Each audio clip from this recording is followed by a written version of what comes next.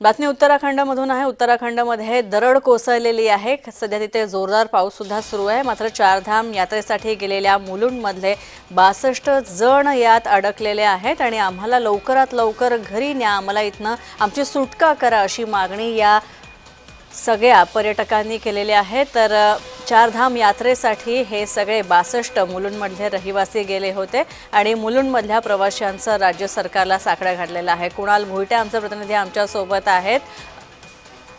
तर कुणाल, या संदर्भात आमच्या या पर्यटकांच्या कुटुंबियांशी बातचीत केलेली आहे आमचे प्रतिनिधी कुणाल भुईटे यांनी।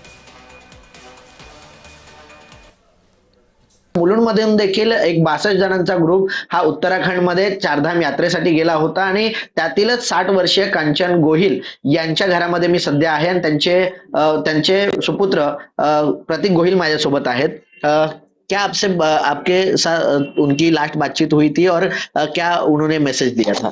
मेरी बात उनसे लास्ट 5 अगस्त को दोपहर को 11:30 के आसपास हुई थी। उन्होंने ये बोला था कि हमारा गंगोत्री टेम्पल में दर्शन हो गया है और अभी बाहर उन लोग स्नैक्स करने आए हैं, और उसके बाद का आइटनरी वो हमें नहीं पता था। इंजुरीज है क्या, ये इस बात की कुछ जानकारी उन्होंने दी है क्या? कुछ मैसेज आया आपके पास आया है?